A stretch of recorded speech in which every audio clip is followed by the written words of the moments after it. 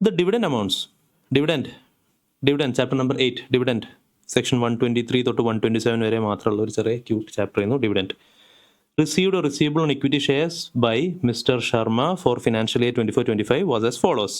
Purple Limited, dividend declared at the date 25th October 25, 800 rupees. Dividend was paid on 23rd October, 25th August declare ചെയ്തു, ഒക്ടോബറിലാണ് pay ചെയ്തത്.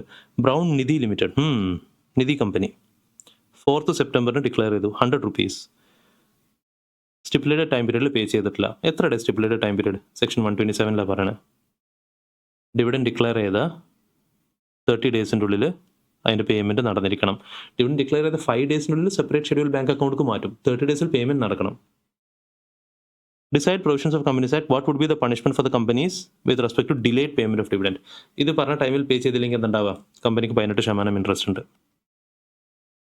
Officer in ഡിഫോൾട്ടിന് prison up to 2 years, 2 വർഷം വരെ prison, and അവർക്ക് ഫൈന് minimum 1000 per day. ഇത്രയും കാര്യങ്ങളാണ് 127 പറയുന്നത്.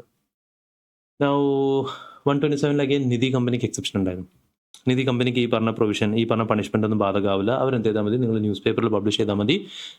നിങ്ങളെ കമ്പനിയിൽ നോട്ടീസ് ബോർഡിലും ഇത് ഇട്ടാൽ മതി. എപ്പോൾ ഡിവിഡൻഡ് എമൗണ്ട് 100 rupees എക്സീഡ് ചെയ്യുന്നില്ലെങ്കിൽ നിങ്ങൾക്ക് 2 ഫാക്ടേഴ്സ്: ന്യൂസ് പേപ്പറിൽ പബ്ലിഷ് ചെയ്യുക, നോട്ടീസ് ബോർഡിൽ ഇടുക. അപ്പോൾ പിന്നെ ഈ പറഞ്ഞ 30 ദിവസത്തിൽ പേയ്മെൻറ്റ് നടത്താത്തതിന് കോൺട്രാവെൻഷനായിട്ട് ട്രീറ്റ് ചെയ്യുക. നിധി കമ്പനിയിൽ ഫസ്റ്റ് ഓഫ് ഓൾ ഓൾറെഡി ചിലപ്പോൾ കുറേ മെമ്പേഴ്സ്, ചെറിയ എമൗണ്ട് ഇൻവെസ്റ്റ് ചെയ്ത് കുറേ മെമ്പേഴ്സ് ഉണ്ടാവും. അപ്പോൾ അത്രയും നമ്പർ ഓഫ് മെമ്പേഴ്സിന് ഇമാജിൻ ഒരു 10,000 മെമ്പേഴ്സ് ഉണ്ട്. എന്നിട്ട് അവർക്കൊക്കെ ഒരു 100 രൂപ പോലും ഇല്ലാത്ത ഡിവിഡൻഡ് നമ്മൾ അവർക്ക് 30 ദിവസത്തിനുള്ളിൽ പേയ്മെൻറ്റ് നടത്തണം, അതിൻ്റെ ഡിസ്ട്രിബ്യൂഷൻ ചെയ്യാന്ന് പറയുമ്പോൾ അതിൻ്റെ കുറേ പ്രാക്ടിക്കൽ ഡിഫിക്കൽട്ടീസ് ഉണ്ടാവും. അപ്പോൾ അവരുടെ കേസിൽ കമ്പനീസ് ആക്ട് പറഞ്ഞു, നിങ്ങളെ ന്യൂസ് പേപ്പറിലും നോട്ടീസ് ബോർഡിലും ഇടുക. ഇവരുടെ കേസിൽ ഡിവിഡൻഡ് പേ ചെയ്യണ്ട എന്നല്ല പറഞ്ഞോ, ഡിവിഡൻഡ് പേയ്മെന്റ് എക്സെപ്ഷൻ അല്ല. ഈ പറഞ്ഞ പണിഷ്മെന്റ് കിട്ടൂല. 30 ദിവസത്തിൽ പേയ്മെന്റ് ചെയ്യാത്തതിന് നിധി കമ്പനിക്ക് ഈ പറഞ്ഞ പണിഷ്മെന്റ് കിട്ടൂല. നിങ്ങൾ ന്യൂസ് പേപ്പറിലും നിങ്ങൾ നോട്ടീസ് ബോർഡിലും ഇടുക. സോ ദാറ്റ് ആൾക്കാർക്ക് ഇത് കണ്ടിട്ട് കമ്പനി വന്നിട്ട് പൈസ കളക്ട് ചെയ്ത് പോകാൻ പറ്റും. അപ്പോൾ എപ്പോഴാണ് ഈ നിധി കമ്പനിക്ക് എക്സെപ്ഷൻ ഉള്ളത്? 100 rupees എക്സീഡ് ചെയ്യാത്ത കേസിൽ. അപ്പോൾ ഈ കേസിൽ ബ്രൗൺ നിധി ലിമിറ്റഡിൽ 100 rupees ആണ് ഡിവിഡൻഡ് എമൗണ്ട്. അവർ ഈ പറഞ്ഞ ടൈമിൽ പേ ചെയ്തില്ലെങ്കിലും കുഴപ്പമൊന്നുമില്ല. നേരെ മറിച്ച് ഇവരെ കേസിലുണ്ടല്ലോ, 25th August ഡിക്ലെയർ ചെയ്ത ഡിവിഡൻഡ് 30 ഡേയ്സിൽ പേയ്മെന്റ് നടക്കണമായിരുന്നു. 30 ഡേയ്സ് നമ്മൾ എങ്ങനെ കൗണ്ട് ചെയ്യുക? നമ്മൾ ജനറൽ ക്ലോസ് ആക്ടിൽ പറയുന്നുണ്ട്, from this date to this date എന്ന് പറഞ്ഞാൽ ഫ്രം എക്സ്ക്ലൂഡ് ചെയ്യുക, ടു ഇൻക്ലൂഡ് ചെയ്യുക. ഈ ഡിക്ലെയർ ചെയ്ത ഡേറ്റ് കൗണ്ട് ചെയ്യേണ്ട, 26th August കൗണ്ട് ചെയ്യുക. അപ്പോൾ 26th August 26, 27, 28, 29, 30 ഓഗസ്റ്റ് ആണ്. 31 ഉണ്ട്.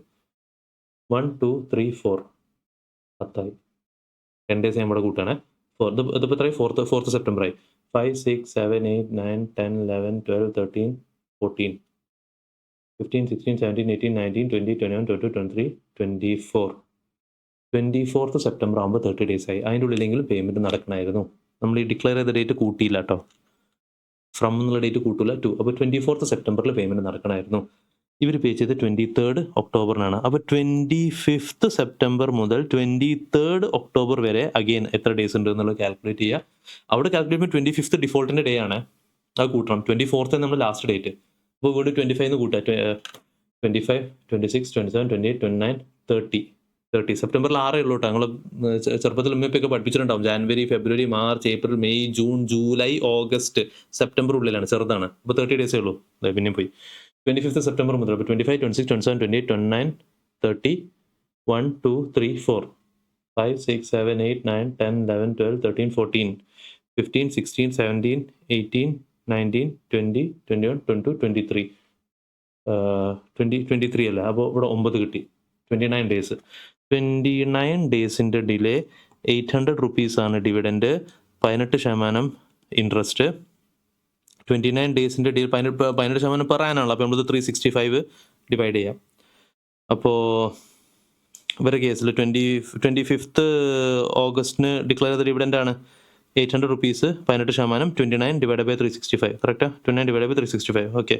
അപ്പോൾ റിസൾട്ടിങ് ഫിഗർ നമുക്കിവിടെ 11 ആണ് കിട്ടിയിട്ടുള്ളത്. വാട്ട് എവർ കാൽക്കുലേറ്റ് ചെയ്തിട്ട് ഇൻട്രസ്റ്റ് എമൗണ്ട് എത്ര എന്നുള്ളത് നോക്കുക.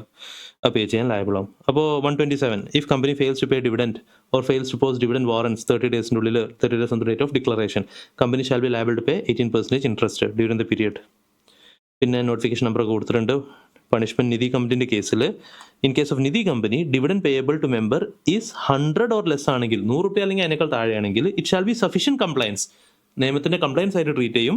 നിങ്ങൾ എന്ത് ചെയ്താൽ മതി, ഈ ഡിക്ലറേഷൻ ഓഫ് ഡിവിഡൻഡ് അനൗൺസ് ചെയ്യാണ് local language in one local newspaper of wide circulation and announce declaration എന്ത് ചെയ്യുക is also displayed on the notice board. രണ്ട് കാര്യങ്ങൾ, നിങ്ങൾ രജിസ്റ്റേർഡ് ഓഫീസ് നിൽക്കുന്ന ആ ലൊക്കാലിറ്റിയിൽ വൈഡ് സർക്കുലേഷൻ, ഏറ്റവും കൂടുതൽ ആൾക്കാർ വായിക്കുന്ന വൈഡ് സർക്കുലേഷനുള്ള ലോക്കൽ ലാംഗ്വേജ് ന്യൂസ് പേപ്പറിൽ കൊടുക്കുക, നോട്ടീസ് ബോർഡിൽ ഇടുക 3 മാസത്തേക്ക്. അങ്ങനെയാണെങ്കിൽ 127 കംപ്ലൈൻസ് ആയിട്ട് ട്രീറ്റ് ചെയ്യും. അതായത് 30 ഡേയ്സിൽ പേയ്മെൻറ്റ് കൊടുക്കാത്തതിനുള്ള പണിഷ്മെൻറ്റ് കിട്ടൂല.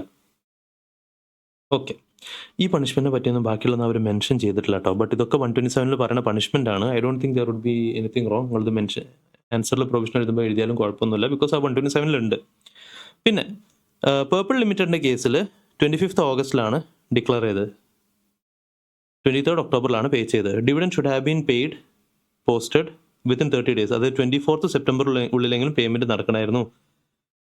24th സെപ്റ്റംബർ ആയിരുന്നു ഡ്യൂ ഡേറ്റ്, 25th നമ്മൾ പെനാൽറ്റി കാൽക്കുലേറ്റ് ചെയ്ത്. യെസ്, അപ്പോൾ 24th സെപ്റ്റംബറിനുള്ളിലെങ്കിലും പേയ്മെൻറ്റ് നടക്കണമായിരുന്നു. അക്കോർഡിംഗ്ലി ഇൻട്രസ്റ്റ് പേബിൾ നമ്മളിവിടെ കാൽക്കുലേറ്റ് ചെയ്തു.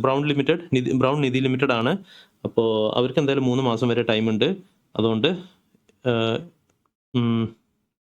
aforesaid complaints have been made by Brown Nidhi Limited, then no punishment shall be imposed. Otherwise, it will be liable to pay interest. ഈ മേലെ പറഞ്ഞ condition satisfy ചെയ്തിട്ടുണ്ടെങ്കിൽ ഏത് news പേപ്പറിൽ കൊടുക്കുക, ലോക്കൽ ലാംഗ്വേജ് ന്യൂസ് പേപ്പറിലും നോട്ടീസ് ബോർഡിൽ ഇട്ടിട്ടുണ്ടെങ്കിൽ അവർക്ക് കോൺട്രാവെൻഷൻ ഇല്ല.